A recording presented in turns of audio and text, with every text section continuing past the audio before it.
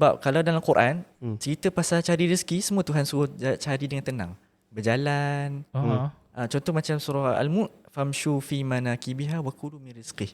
Jalan je nak cari dunia ni, jalan dekat seluruh pelosok dunia dan makanlah rezeki. Macam mana? Dalam Quran, Okay. perkataan yang pasal cari rezeki, Tuhan isyaratkan dengan perkataan yang slow. Contoh Just macam tenang je, chill je. Contoh macam surah Jumaah. Lepas habis solat Jumaat, fa idza qudiyatis solah fantashiru fil ardi. Fantashiru ni bertebaran. Relax je. Tapi kalau bab cari akhirat, fastabiqul khairat, berlumba.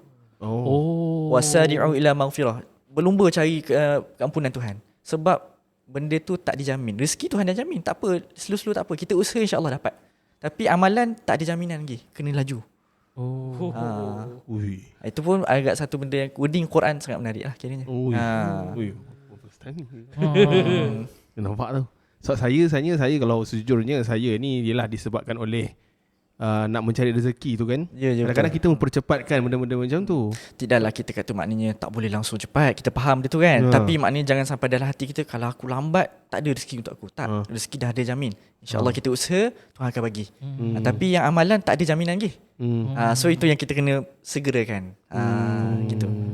Kena betulkan Betul kan. Sebab itulah kita jemput Muzuza, sebab dia pun tulis buku ni alang-alang kita nak cedok banyak ilmu, sebanyak mana mungkin ilmu yang ada. Dan salah satu rukun solat adalah membaca Al-Fatihah. Kenapa diwajibkan sehingga jadikan rukun solat Al-Fatihah itu? Yang pertamanya ini disebut oleh seorang ulama, Imam Ibn Qayyim. Dia kata sebab kalau kita baca Al-Fatihah ni, makna dia, sebab Al-Fatihah ni dia macam trailer kepada Quran. Semua Quran ada dalam surah Al-Fatihah. And then satu benda yang menarik, dulu ada ratusan wahyu. Wahyu ada banyak. So pecahan wahyu adalah dua. Yang pertama adalah kitab, yang kita faham kitab, iaitu Taurat, Injil, Zabur, Quran. Kemudian ada suhuf, iaitu lembaran-lembaran wahyu saja. Which is macam kita baca dalam Quran, suhufi Ibrahim wa Musa. Suhuf untuk Ibrahim, suhuf untuk Musa. Ada Nabi yang hanya dapat suhuf saja. Ada yang Nabi yang dapat kitab saja. Ada yang Nabi yang dapat dua-dua sekali. So kira wahyu lah. Kira wahyu, betul. Wahyu. Tapi dia bukan banyak macam kitab tu. Okay, so bila kita sebut suhuf dengan kitab ni, semua benda yang ada dalam wahyu-wahyu Allah Ta'ala bagi kat semua Rasul, terangkum maknanya dalam 4 kitab. Taurat, Zabur, Injil, Quran. Semua makna 4 ni ada dalam Quran. Rangkuman makna dia. Semua Quran ada dalam Al-Fatihah. So maknanya kalau kita baca, ibarat kita baca semua benda yang Tuhan dah wahyukan secara umum, general. Sebab dia ibarat trailer dalam Quran. So itu menyebabkan kita wajib baca, sebab umpamanya ni dah baca semua manual yang Tuhan dah bagi kat kita. Itu antaranya. Adakah Al-Fatihah ini adalah untuk menggerakkan kita untuk juga memahami dan membaca Quran?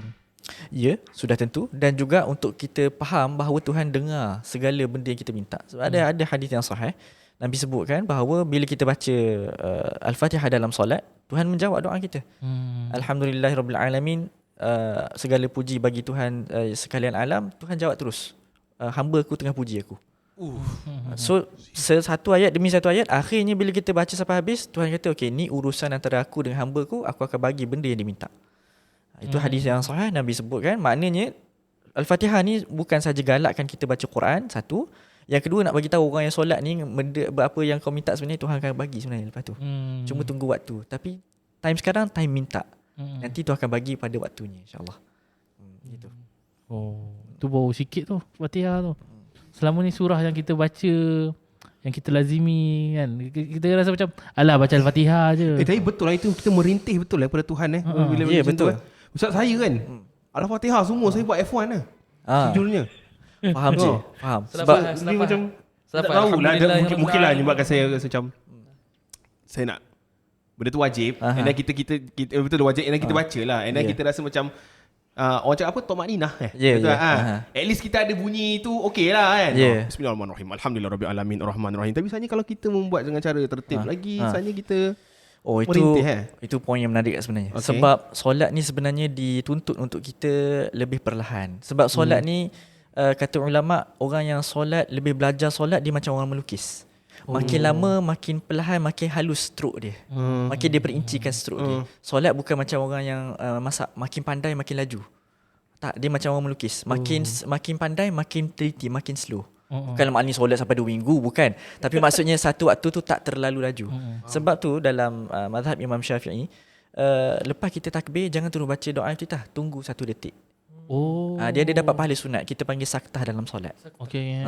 So macam baca Fatihah juga, lepas baca doa iftitah tunggu kejap, baca auzubillah dulu.